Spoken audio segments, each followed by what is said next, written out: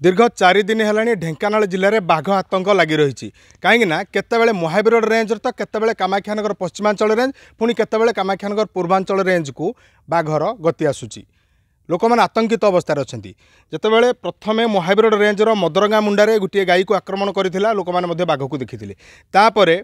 अनुरूप भाव पश्चिमांचल रेंजर काद बसंत गोटे गाई को टाणी नहीं जंगल में बाघ मारी खबर रही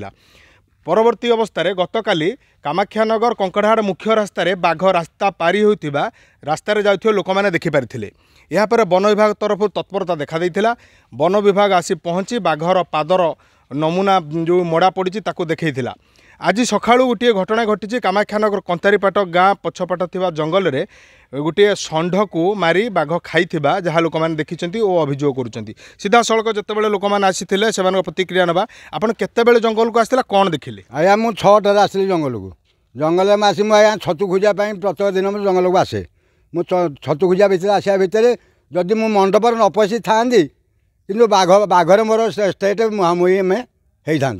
मो भाग्य भल जंगल भितर पशिगली मंडप कटिकी तुलसी आसी मुझे बाहरी पलूली मोर गोटे पिला आसी पहुँचला साहस मुझे आइली आसिया भितर मुझे खंडबाट आसी देखा षंढ पड़ी माद दला धस मुझे किए कहीं मुझे देखिली देखा अनेली जाए षंढ पड़ी पड़ी बस डुंगिली गांडी करू फाड़े ना मो सांगे जो पिला से आगुआ चली जाए मुझे डाकी भंडा तुम फेरी आल मो बा फेरी आले मो बा फेरी आसा भितर कहले मामू कौन मुझे या ना मामू यहाँ तो बाघ बाघ मुझे मामू बाघ होगी आम फेरी जा केते आतंकित अवस्था आम पूरा भय भांति आम राति बेला आम गाई छेली मनीष आम जंगल में बुलुचु आपण ये पदक्षेप कि विचार कर रक्षा कर आम सुरक्षा करूँ आम सुरक्षा उपर कथा उठुते आउ जन ग्रामवासी अच्छे पचारे कौन कहे आज्ञा बर्तमान किछि दिन है कामाख्यानगंज बाघ गोटे आतंक देखी आपते आतंकित अवस्था अच्छे अचलवासी आज सका जो आम देखिलु ग्रामवासी मैंने किसी लोक देखिले जे जंगल मध्य गोटे षंढ पड़ी आम गाँव प्राय युवक जिते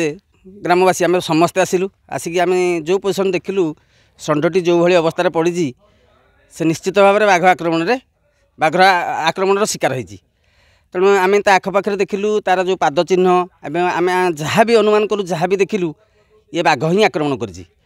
तेणु निश्चित भाव में जेहेतु ये गाँ पाखर थिबा जंगल एठी प्रतिदिन सकाळ पाइले लोक मैंने चल प्रचल कर गाई गोरु छेली मेढ़ा एमाने भी समस्ते चल प्रचल कर एक मुख्य रास्ता भी कहले अत्युक्ति हेब नहीं तेणु एभली जगार जदि बाघ आसिक रुहे कि आक्रमण करे ताहले निश्चित पाखे गोटे विपद लोक मानक वन विभाग तरफ किसी पदक्षेप निया कौन कहे आम प्रशासन को अनुरोध करूँ जे निश्चित भाव में यार पदक्षेप से किसी नियंतु कहीं ये हूँ एक मुख्य रास्ता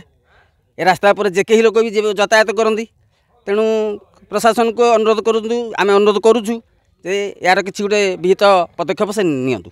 शुणुले सीधा सड़क जहाँ अंचलवासी कहते वन विभाग पक्षर निहाती भाव पदक्षेप नवा निहाती आवश्यक हो पड़ी कहीं गोटे कथा कही रखी जे बारंबार बाघ रेंज पर रेंज बदलाऊँच किंतु वन विभाग पाद मपारे व्यस्त रही ही कहवा संपूर्ण रूप सत हम कहीं वन विभाग तरफ जो तत्परता देखा जाता हुए तो बाघ गतकाली ट्रेस हो पारि था कहीं गतकाली जितेबाला कामाख्यानगर कंकड़ाहाड़ मुख्य रास्तार लोक मैंने 2 ରୁ 3टा समय मध्य बाघ को देखी संध्या सुधा वन विभाग पहुँची तेणु यह विलंबर गोटे कारण ही कहुपर तेणु वन विभाग निहाती भाव या दृष्टि दे बाघ को ट्रेस करी सुरक्षित भाव कौन व्यवस्था करने दरकार कहीं बर्तमान ये अंचलवासी 4-5 दिन है पाखापाखि आतंकित अवस्था अच्छा कामाख्यानगर कंतारीपाट गाँव राकेश कुमार देहुरी कनक न्यूज।